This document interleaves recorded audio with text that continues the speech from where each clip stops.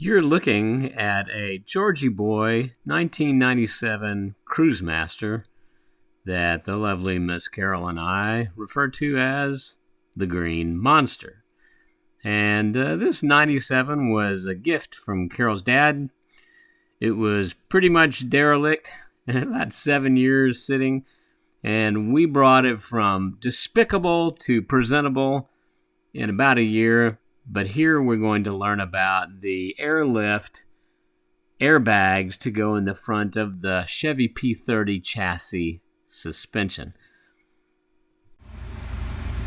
First, you get to see the airlift bags. These are both two small, medium-sized red bags. There's one of them, and you'll see underneath it is my Mighty Max vacuum pump. And so the way that a lot of people have done these is that they have put them in boiling water. They've brought them down to smaller size. They've cinched them up with wire ties. I'll tell you the tricks that I used today. And the first is, if you look over on the shop bench, oversized wire ties. These bags come with little tiny wire ties, and those wire ties are not long enough. Here's one of them right here. Not long enough to reach around the bag really until it's super compressed. So make it easier for yourself. Find a sturdy wire tie. Don't get a cheap one. Find a sturdy wire tie. And then as you bring the bag down, and what I've been doing here, you can see, is that I have been pumping, and there's my Mighty Max pump. And I have been pumping the air out of the airbag, and so a series of pumps, and I would say that I probably took about 100 pumps on this thing. And the goal is to get this airbag to where it has the minimum amount of air in it.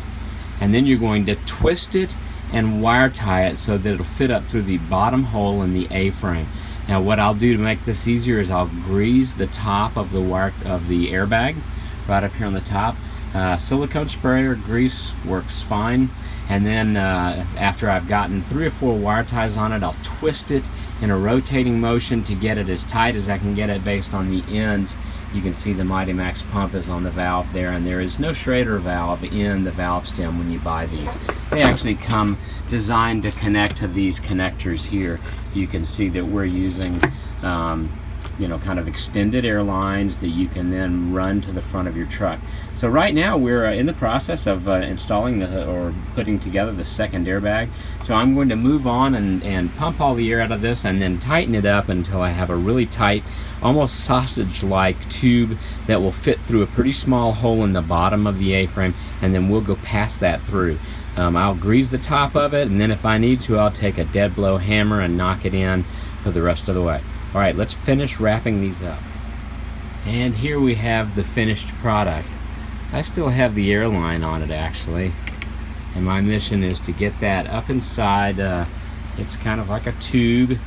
I've got a lot of wire ties on it, and what I will do is as I put them into the frame of the A-arm, then I'll clip each one of those wire ties as it goes up inside the A-arm, and then make sure that valve stem stays clear and free before I put the bottom cushion in.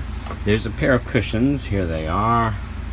One each of these, so that one goes on the bottom. They go on bottom and top. They're identical. So we'll put those 2 cushions in as well. But what's most important is getting this rubber bag as small and tight as you can. And honestly, the boiling water didn't do it. And so for guys, just trust me, the best way to do this is to pump every last ounce of air out of that thing get it as small and tight as you can, grease it, and then tuck it up through that home. And here you can see the airbag going up into the frame of the A-arm, and we'll clip each one of those wire ties.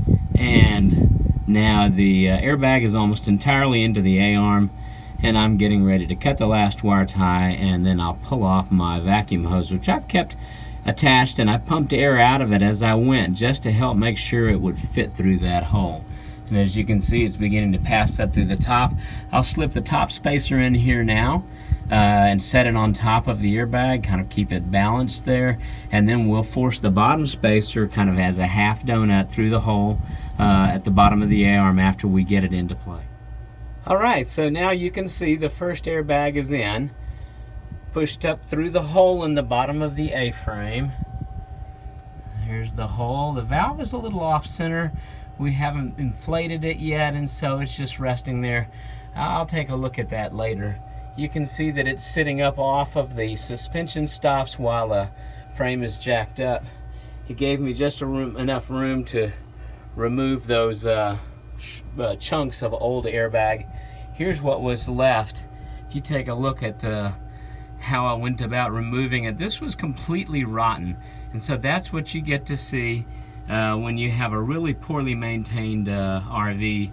So this one, we're working our way back. You can see we've done some work on the U-joints, and I'm sorry, not U-joints, ball joints, and all of the suspension control arms and such. But there is your first airbag in, and you can see the next airbag will go in over on this side. Once the airbags are installed, route the air lines to the front bumper, install the air valves, and pump up the airbags. You can maintain these bags from the front bumper from here forward.